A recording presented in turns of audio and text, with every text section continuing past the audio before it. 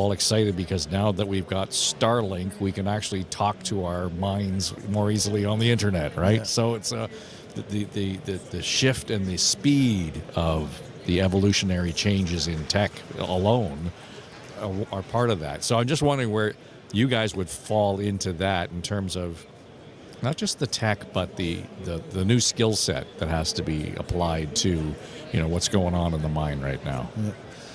Well, with first off with the tech, if you talk about Starlink, for us we have often we're in remote jobs, northern Canada, and it makes a big difference because we can text with our guys, and it's a main thing for safety. If something would happen, sometimes satellite phones won't work well, and then if there's an emergency, well, you're always nervous if something happens. Is the sat phone going to work well, depending on the coverage of the clouds and all that Right, stuff? So, yeah. So with Starlink, it's a big revolution for us as far as communications and making sure the guys are safe, and also get all the information so we can bill our customer too. Well, there's also I heard somebody talking about being able to troubleshoot too. I mean, Yes. if you've got a tech on the ground in Timmins and there's the mine is elsewhere and it's still 100 miles away, I don't have to travel the 100 miles to go and do my troubleshooting for something that's not working well. Well, that's true because the downtime went significantly down because of that.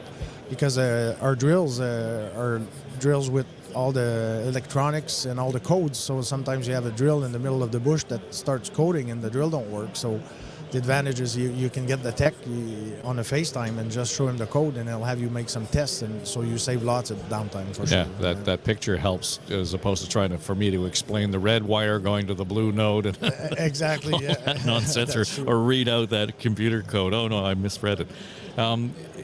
But give me a sense of where that is with the jobs, because the whole idea of the drills themselves have obviously evolved over the last number of decades and where we've gone. I keep coming back to the idea of if we were to sit down and talk to the first crew that attended the first PDAC gathering, whatever, 90 odd years ago, their minds would be blown to know what it is you guys are doing now to keep the industry going. These are discussions we have around the family dinners because my grandfather started Bradley Brothers in '42. So when he started on the drills in the 1930s, they would bring everything in with horses and do a 6,000 feet job would last 6 months. Now, 6,000 feet job is a month and a half maximum. So it's the speed, the evolution, the strength of the machines, the hydraulic versus gear, all the equipment you have to move now. I mean, it's a very different ballgame.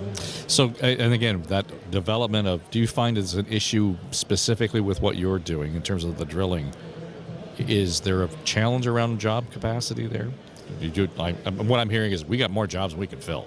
Yeah, of course, yeah. So the challenge is to have your workflow planned properly, so when your drill finishes a contract, that it's lined up for another contract. So the biggest challenge is to keep your workforce working because we're contractors, right? So if you do a job and then you're 3 weeks, a month and a half stop, well, the chances to lose your guys is an issue. Yeah, so they want work elsewhere. Exactly. Yeah, they have no choice because they're contractors, obviously, and we respect that. But most of the time now we have a capacity of 46 rigs, so we're able to play with our guys and go around. So, right. So it gives us a good chance. And then how do you make sure that as people sort of age out of the industry, you've got this new talent coming in and they're ready to go? Well, our strategy is simple. Now that we have 45, 46 rigs, like I mentioned, is we hire new employees as helpers, and they'll follow their runners for a few years, and after 3-4 years, they're the next gen coming in as far as being runners. So that's how we do it in-house. Really on so it's almost like a mentorship apprenticeship model. Exactly. Yeah. Is it a challenge to convince somebody who's going to college, university right now, this is why or where you might want to focus your attentions vis-a-vis this particular part of the mining industry? Well, as far as drilling industry, most of the time we have guys that are manual guys, so they don't stay at school long, and got it. So they're very manual. So they like to work hard. Our best profile is farmers.